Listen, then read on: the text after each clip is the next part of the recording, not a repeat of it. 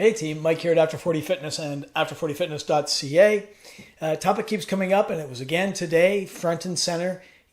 You know, there are a few questions that come up repeatedly. If you spend any time in the forums, any time in social media, you know there's a few. Is item A or item B keto or not? Are they low carb? Are they Atkins? But the one that really gets me the most, that happens unquestionably every day, is, does this break a fast? Does XYZ break my fast? And you know, people love to weigh in. If you spend any time like I do, you know, strolling through social media on a semi-regular basis, then you know everyone will weigh in with yes, no, yes, no, yes, no. And no one seems to stop and ask. In fact, I'll tell you what drove this video was there is one person in social media that I see on many of the Facebook groups, and she asks repetitively, what kind of fast are you doing? So I'm going to take that and run with it. I'm going to do a quick little rant here on what type of fast are you doing?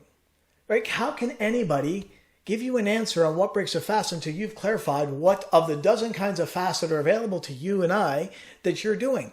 Guys, if this is your first time to my channel or you haven't yet, please do subscribe. Hit that like button for me if you like this kind of topic or any of these topics in and around the keto, Atkins, low carb space. I live here right along with you, so love doing these kind of topics. And by all means, put down a question in the comment section below. The best questions turn into videos just like this one. So on that note, let's spend a few minutes and talk about the types of fasts and why it really is careless just to ask if coffee breaks a fast, right? Until you've first specified what type of fast you're doing. So let's start with that. I'm going to throw up here a couple of quick images on what is I gotta tell you something, it's so condescending it drives me to drink, right? Whoever came up with the term clean fast then had to turn around and be condescending and call the opposite a dirty fast. Well, I refuse to call it that. To me, it's just flexible fasting. I do flexible keto and I do flexible fasting. Make no mistake, I fast and I'm in ketosis 90% of the time, okay? But to me, that allows for a bit of flexibility. Dirty? Kiss my ass. You're not calling that. You can call it what you want, but I'll never refer to what I do as anything other than flexible. So in these images, you're going to see that this one here refers to what is a clean fast. Yes, maybe, and no. And someone just went ahead and arbitrarily decided. Someone went ahead and decided that black coffee or any tea, as long as it's black, right? Or unflavored mineral water, that those qualify as clean. Those are allowed because I said so. And the maybes, let's have a look at the cinnamon. Well, there's some calories. There's calories in black coffee and black tea. Just a couple, but there's a couple. If you're going to use calories as your barometer, well, then you can't have anything but water. Hell, we haven't even determined yet. Think about this for a second. If you're doing a dry or a wet fast, right? I could just as easily jump into a forum and say, hey, does water break my fast? And you know what? Probably 99.99% of the comments are going to be no. Well, how do you know? You didn't ask. Maybe I'm doing a dry fast, in which case, absolutely. Water breaks a dry fast. Or did you not know that there's a possibility of more than one type of fast? Right? So I think the assumption people make, and I'm going to call it assumption to be generous, it's very presumptive, it's very pontificating, it's pedantic. If you ask me, just to go ahead and assume that everyone's doing a straight, pure, clean water fast. Bullshit. Bullshit. Why would you assume that? You haven't asked. Right? I never assume someone's doing a straight, pure, 100% water-only fast. I'll ask. Right? And that's where I got this idea from for this video. So you got some items there in the maybe. You got lemon wedge in water. There's some calories. So let's go with maybe a lime wedge. Apple cider vinegar. So good. Make no mistake. I'm all about everything in the maybe column, but they all have calories. So obviously whoever decided maybe understands that calories really shouldn't be the only barometer. And then in the no, well, flavored coffee, why not? I don't understand why diet sodas is there. I mean, think about it for a second. Diet sodas are carb-free, calorie-free. That's the very definition of not just keto and Atkins friendly, but fasting friendly. So as I read down through this list, I don't get it. I don't understand why anybody would call this anything but clean. Some of these items, make no mistake, we'll talk about some of them in a second. Look at the second image that's very popular floating around is, will this break my fast? Clean fast only allowed, known as dirty, screw you. And these break fast. Well, let's just have a look at that column for a second. Bone broth. Well, it depends. Depends on what you ask. Depends on what kind of fast you're doing.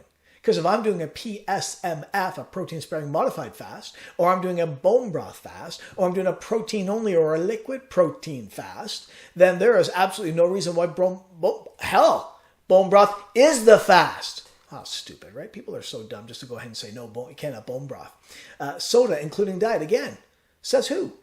Based on what right? I thought even if you use calories as your barometer, then diet soda's got to qualify. We'll talk about that one more in a minute. So why don't we start with a list of the various types of fasts that are out there. So the next time someone says to you, does this break a fast? You can counter with, well, what kind of fast are you doing? All right, let's have a quick look at them. Obviously, let's start with the most basic, which is a dry fast. A dry fast being a fast that allows nothing, not even water. Right. Not many people do them. I love them. I love doing once a month or twice a month. I'll do a 24-hour dry fast. And I mean dry. I mean, like, other than brushing my teeth and showering, I don't get near water. But that's a type of fast. That's called a dry fast. Am I recommending it? Not for anybody. I do it. I'll talk to you about it if you're interested. Put a comment down below. But I'm not recommending it. I'm not your doctor. Right? But it's a type. My point is, it's a type of fast. Now, the most common, I think you would agree, when you think of a fast, I think you agree, of zero food and water only. So there is this thing called a true pure fast that is nothing but water. Well, God bless you. If you enjoy doing that, I don't. But if you enjoy doing that fast, go ahead and do it. But then there's this thing that I think is by far the most common type of fast available right now, called a clean fast. And a clean fast does, for some reason, it does allow coffee and tea. It allows electrolytes, as long as they're not sweetened. Electrolytes in the forms of potassium, magnesium, and sodium. And that means that often than not, pickle juice and apple cider vinegar get the nod as well. So you need to decide then, and think about that for a second, you need to decide then what barometer you're going to use. Because clearly, as far as a clean fast goes, you're allowing a couple calories. Now, does a couple calories break your fast? Stop it. Don't be naive. A couple of calories never broke anyone's fast. Okay, the body honestly won't even bat an eye at a couple of calories. You could probably go 10 calories and the body won't even notice. Right? There'll be no glucose response. There'll be no insulin response. Come on. Shut up. There's no way. In fact, I'll lay you odds that when the science comes out, because there hasn't been any on this yet that I've seen, that items like fat burning and autophagy, I don't even think there's a blip on the radar for something like 4, 5, 6 calories that come from coffee, tea, or apple cider vinegar. Okay? Flexible fast is where I live. And flexible takes clean one step further. And it says that we're going to permit anything non-cal sweetenered. Right? So anything with non-calorie, with zero carb, zero calorie sweeteners, we can throw them in. So things like a Diet Coke in this case, or a sugar-free Monster, or a sugar-free Rockstar, those ice waters from Costco. Oh, gorgeous, gorgeous. Absolutely. You take those because, again, zero carb, zero calorie. Right? Now, the question comes in, do they spike insulin? I'm going to tell you something. As of today, as of August of 2020, there has not been one study showing an insulinic response in anyone in ketosis. Now, by the way, somebody has to decide that a little bit of insulin breaks their fast for this to matter. I want you to think about that for a second. So someone just arbitrarily said, I don't like artificial sweeteners. I don't like the idea of a Diet Coke. And you know why? Because it just might impact my insulin. And that all of a sudden became a barometer, not necessarily yours, definitely not mine, of what might be something that breaks a fast. So we went with calories at first, and then no, it can't be calories because we allow coffee, tea, apple cider vinegar, etc. Right? But let's now use insulin. So my insulin right now hover right around 4 MIUL, whatever I don't even know how to say it. I always ask my doc, make sure you check off fasting insulin. I'm curious what it is. And it's 4.1, right? So that means I'm always producing insulin, right? My pancreas, your pancreas, we always have a fasting, right, insulin level. Our pancreas is always working just to maintain homeostasis. So obviously, the presence of insulin isn't enough, right, to break a fast. Otherwise, you and I would never fast. Right? We would never be fasting if insulin was the barometer. But then you got to ask yourself, okay, if my 4.1 is my normal flatline fasting insulin level, then if it goes to 4.2 or 4.3, do I care? Well, my answer is no. My answer is that's not the definition of a spike. That's a nominal, negligible, almost to the point of inconsequential, read moot bump up. Right? What do I care? Just like I don't care if it accidentally drops down to 3.9. What happened? Nothing. Nothing. It's inconsequential. So people who talk about, oh my God, you're going to have this impact to insulin, again, negligible at best. Right? In the tests that are done that do show us, by the way, let's talk about that real quick. The one study that likes to get thrown around wasn't done on ketonians or aconites. It was done on obese, pre-diabetic with insulin resistance followers of a SAD diet. I'll link to that down below as well. Okay, well, we don't have that. We don't have, how stupid do you think the body is? Do you think the body just go ahead and every time it tastes something sweet, it says, something, I'm gonna pump out some insulin. I'm gonna spike your insulin. I'm gonna drive your glucose into hypoglycemic range is just for the fun of it, just because I'm stupid. Because I'm stupid, right? No, the body is trained that way. And you know something? Here's what you may not know. The study that is used by most, even by Thomas DeLauer, by Dr. Barry, by Dr. Berg, because they all like to cherry pick their data, that study only in that most compromised unit of the U.S. population, obese, insulin-resistant, pre-diabetic, followers of a SAD, like does it get any worse than that? Only 40% of the participants. Only 40% of the 60 some odd, I can't remember exactly how many participants, only 40% had any insulinic response. 60% didn't. Well, how come that's left out? That means chances are you and I, who eat healthy, who are low carb, who don't give ourselves calories every time we taste something sweet, chances are the probability is we won't have it either. So I think the problem is, by the way, one more detail I just about forgot, no study, not even in followers of a SAD, on aspartame shows a cephalic response. Okay, you need to know that. There is no study out to date, to August of 2020, that shows a cephalic response to aspartame. Isn't that interesting? Because that is by far the most abundantly used, right? Diet Cokes, Diet Pepsis, everywhere, Diet Root beers. Doesn't matter. They all use aspartame. No cephalic response, not even in this most compromised segment of the U.S. population. Now, when it came to sucralose, there was that 40% in the obese SAD followers. How about a fat fast, aka an autophagy fast?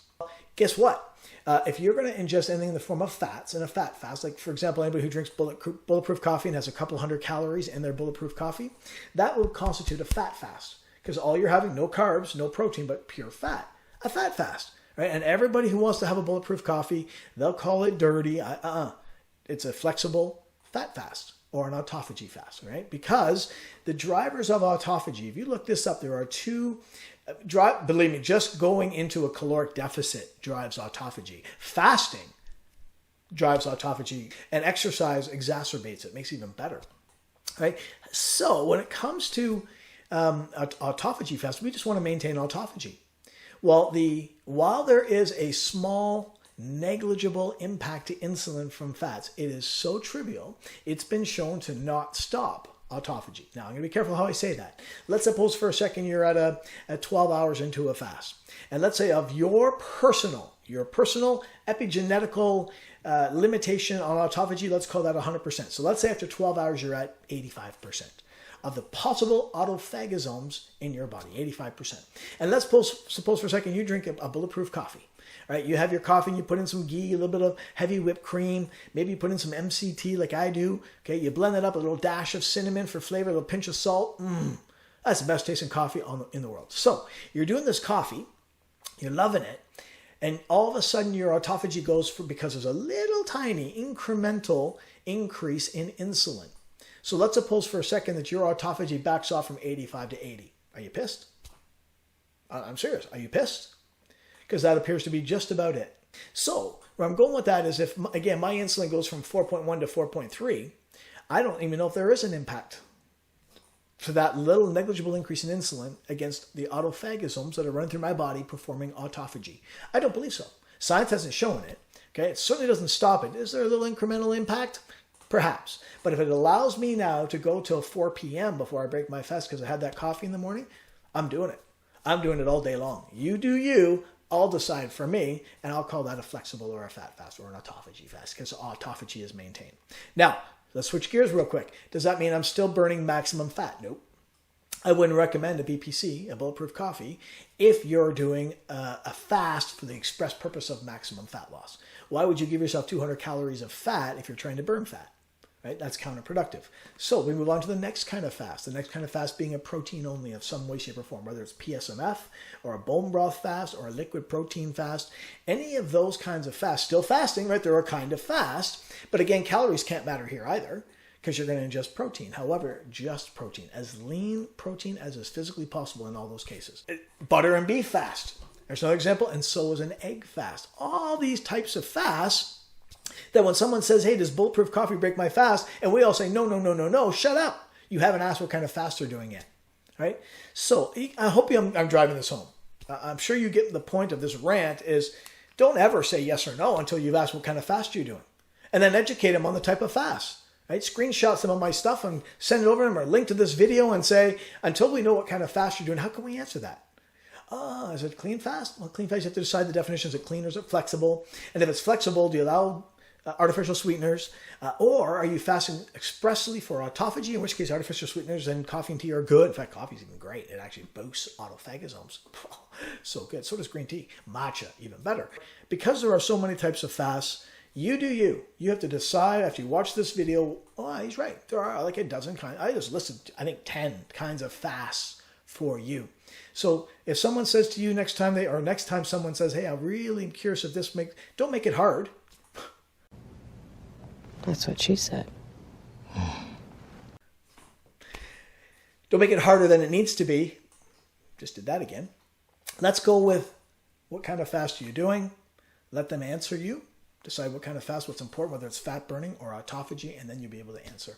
Hope that makes sense. Don't forget to hit the like button. Hey, leave some comments down below if you agree, disagree, or something I may have missed, and I'll see you in the next one.